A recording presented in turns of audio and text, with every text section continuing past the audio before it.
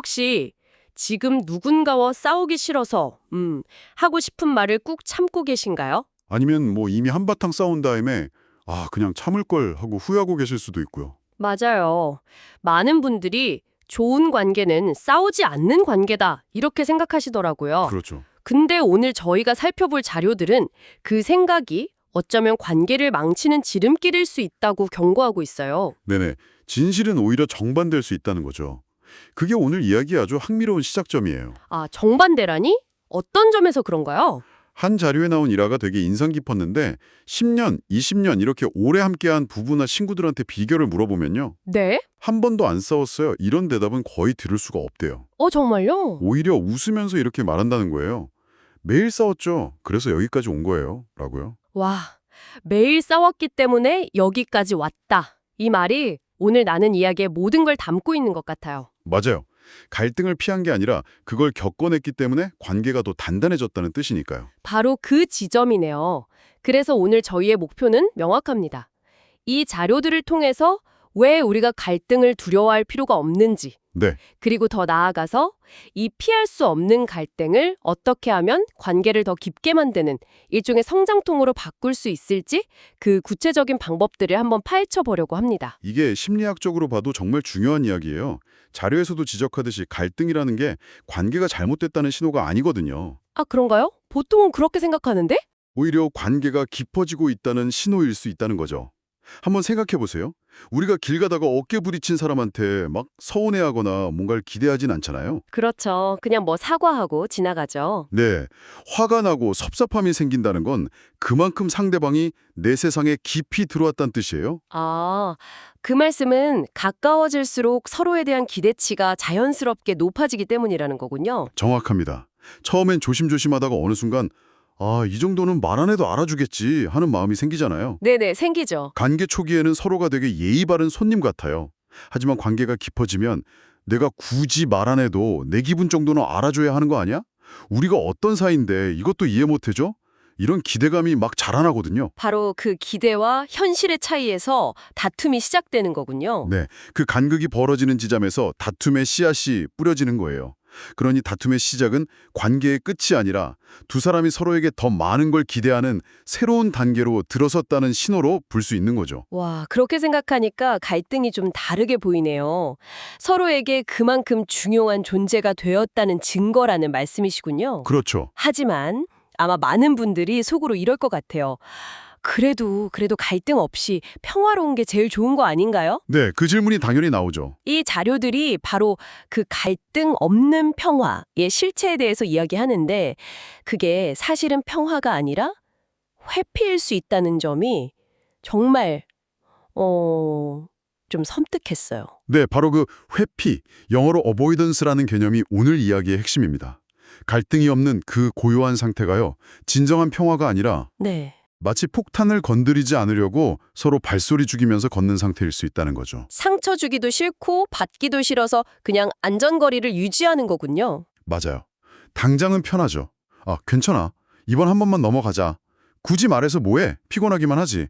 이렇게 생각하면 순간의 불편함은 피할 수 있으니까요. 그 단기적인 평화가 결국에는 장기적으로 훨씬 더 큰 비용을 청구한다는 거겠죠? 바로 그겁니다.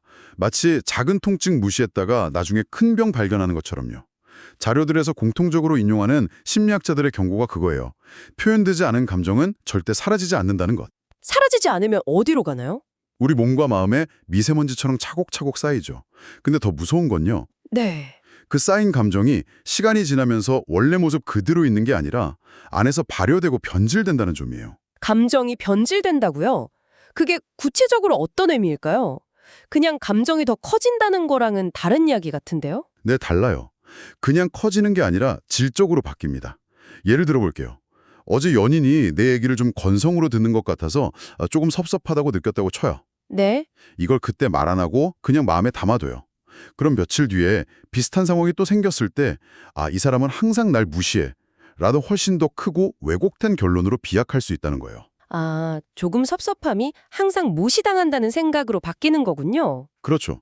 작은 눈덩이가 혼자만의 생각 속에서 막 구르고 굴러서 나는 무시당하는 존재라는 거대한 분노와 피해의식의 눈덩이가 돼버리는 거죠. 와, 진짜 소름 돋게 공감돼요. 말 안 하면 상대는 내가 왜 힘든지 전혀 모르고 나는 나대로 저 사람은 날 사랑하지 않나 봐 하는 최악의 시나리오를 쓰게 되는 악순환이네요. 바로 그거예요. 그렇게 이해받지 못한 마음이 서운함이 되고 그 서운함은 두 사람 사이의 애정과 신뢰를 좀비처럼 야금야금 갉아먹어요. 그러다 결국 네. 그러다 어느 순간 문득 깨닫는 거죠. 우리 언제부터 이렇게 할 말이 없어졌지? 왜 이렇게 어색하지? 라고요. 그래서 자료들이 단호하게 말하는 겁니다. 한 번도 안 싸우는 관계보다 싸우더라도 잘 싸우는 관계가 훨씬 더 건강하고 오래 간다고요. 자, 그럼 이제 핵심은 명확해졌네요. 목표는 싸우지 않기가 아니라 잘 싸우기다. 네, 맞습니다. 근데 이게 말처럼 쉽지가 않잖아요. 많은 사람들이 싸움 자체를 두려워하는 건 과거에 감정이 폭발해서 관계가 돌이킬 수 없이 망가졌던 그런 트라우마 때문일 거예요. 그렇죠. 그런 경험들이 있죠. 자료들을 보니까 우리가 흔히 저지르는 잘못된 싸움과 관계를 살리는 건설적인 싸움을 명확히 구분해 주던데 우선 우리가 피해야 할 잘못된 싸움은 어떤 특징이 있나요? 자료들에서 공통적으로 지적하는 세 가지 함정이 있어요. 첫째는 감정만 쏟아내고 끝내는 싸움. 이건 해결이 아니라 그냥 감정의 배설이죠. 아, 그냥 화만 내고 끝나는 거요? 네. 둘째는 상대를 이기려는 싸움.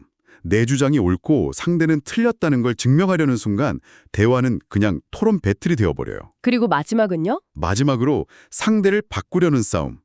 넌 왜 그 모양이야? 제발 좀 변해. 이런 식의 접근인데 이건 사실상 폭력에 가깝죠. 이런 싸움은 갈등을 해결하기는커녕 서로에게 깊은 상처만 남기고 끝납니다. 듣기만 해도 피곤해지네요. 결국 그 세 가지가 전부 너를 향하고 있네요.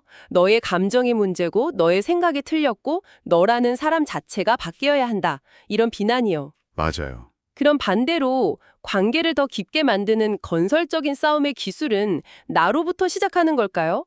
자료에서 네 가지 방법을 단계별로 아주 구체적으로 제시해서 정말 인상 깊었어요. 네, 아주 실용적인 지침들이죠. 첫 번째 기술이 바로 방금 말씀하신 그 지점과 연결돼요. 바로 목표의 전환입니다. 목표의 전환이요. 네, 싸움의 목표를 상대를 굴복시키는 승리가 아니라 서로를 알아가는 이해로 바꾸는 거죠. 아, 싸움의 목적은 네가 틀렸어 라고 판결을 내리는 게 아니에요. 이 상황에서 나는 이렇게 느꼈고 이런 생각이 들었어 라고 내 마음의 상태를 상대가 이해할 수 있는 언어로 번역해 주는 거라고 생각해야 해요. 번역이라는 표현이 정말 확 와닿네요. 내 감정은 나만 아는 고유의 언어니까 상대가 알아들을 수 있게 친절하게 통역을 해준다는 느낌이군요. 네, 맞아요. 보통은 왜 내 마음을 몰라줘 하고 소리치기 바쁘잖아요. 그렇죠. 그건 사실 알아서 번역해내 라는 요구랑 같아요. 하지만 그 누구도 내 마음을 완벽하게 읽을 수는 없죠. 상대가 잘못했다는 걸 증명하려는 순간 대화는 법정이 되어버려요. 법정이요? 네, 한 자료의 표현을 빌리자면 법정에서는 누가 이기든 관계는 진다. 와, 명언이네요. 진정한 목표는 시시비비를 가리는 게 아니라 이 하나의 사건에 대한 서로의 다른 경험과 감정을 공유하고 이해의 폭을 넓히는 데 있어야 하는 거죠. 좋아요. 목표를 이해로 바꿨다면 이제 실제로 대화를 시작해야 할 텐데요. 두 번째 기술은 내용의 전환이더라고요. 상대의 행동이 아니라 내 감정의 이유에 초점을 맞추는 것. 이게 구체적으로 어떤 차이를 만들까요? 이게 정말 극적인 차이를 만들어요. 예를 들어 상대가 약속에 늦었다고 해보죠. 네. 잘못된 싸움은 이렇게 시작해요. 왜 또 늦었어? 시간 개념이 없어. 이건 상대의 행동을 비난하는 질문이죠. 그럼 상대방은 바로 방어적으로 나오겠네요. 차가 막혔어. 넌 한 번도 안 늦냐? 뭐 이런 식으로요. 네, 전형적인 싸움의 시작이죠. 그런데 건설적인 대화는 이렇게 시작할 수 있어요. 오늘 많이 기다렸는데 연락이 없어서 걱정되고 좀 속상했어. 혹시 무슨 일 있었는지 물어봐도 될까? 이건 왜 늦었냐는 신문이 아니라 네가 늦은 동안 나는 이런 감정을 느꼈다는 나의 상태를 설명하는 거예요. 비난이 아니라 설명으로 대화를 시작하는 거군요. 네. 그러면 상대방도 방어벽을 내리고 아, 미안해. 오다가 이런 일이 있었어. 걱정했겠구나 하고 대화에 참여할 가능성이 훨씬 높아져요. 와, 질문 하나 바꿨을 뿐인데 분위기가 완전히 달라지네요. 하나는 상대를 피고인석에 앉히는 것 같고 다른 하나는 내 마음을 보여주기 위해 문을 여는 느낌이에요. 정확한 비유입니다. 결국 너는 왜 그랬어? Why가 아니라 나는 왜 힘들었는지 I를 이야기하는 거죠. 그렇군요. 그럼 세 번째 기술로 넘어가 볼게요. 이건 정말 많은 분들이 뜨끔할 수도 있는 내용인데 바로 시점의 전환, 과거가 아니라 현재에 집중하는 거죠. 네. 근데 사실 이게 제일 어렵지 않나요? 보통 또 그랬을 때 화가 폭발하잖아요. 이번에도 그런다는 생각 때문에요. 맞아요. 그래서 이게 가장 어려운 기술 중 하나일 수 있습니다. 잘못 싸우는 사람들의 가장 흔한 패턴이 과거의 온갖 잘못을 현재 문제에 다 끌어들이는 거거든요. 너 작년에도 그랬잖아. 5년 전에도 똑같은 일로 싸웠잖아 하면서요. 아, 역사책 펼치기. 네, 맞아요. 이렇게 되면 상대방은 현재 문제에 대해 이야기하는 게 아니라 과거의 잘못까지 전부 방어해야 하는 상황에 놓여요. 대화는 당연히 산으로 가고 감정의 골만 깊어지죠. 하지만 한편으로는 이게 반복되는 패턴이라는 걸 알려줘야 하는 거 아니야? 라는 생각도 들어요. 과거 일을 전혀 언급하지 않고 어떻게 문제를 근본적으로 해결할 수 있을까요? 아주 좋은 질문이에요.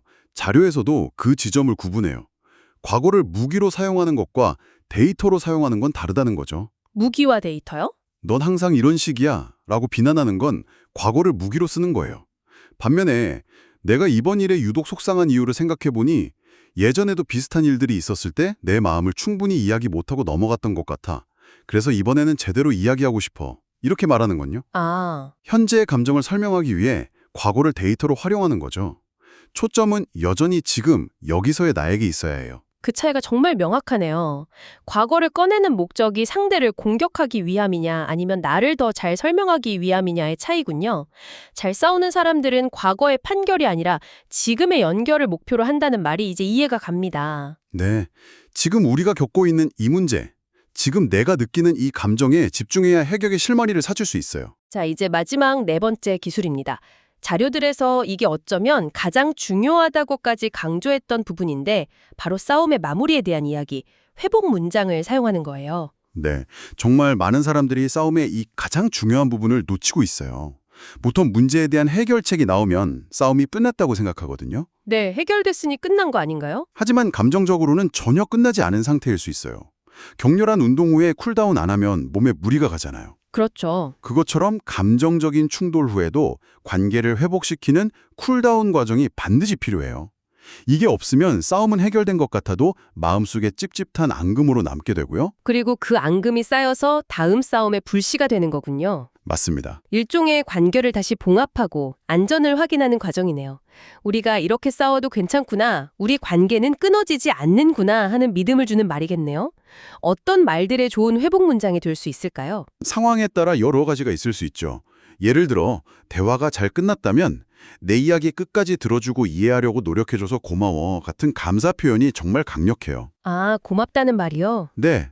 그리고 완벽하게 해결되지 않았더라도 완벽하게 합의점을 찾진 못했지만 이렇게 솔직하게 이야기할 수 있어서 다행이야처럼 과정 자체의 의미를 짚어주는 말도 좋고요. 그렇군요. 그리고 관계의 가치를 다시 한번 확인하는 문장도 아주 효과적이에요.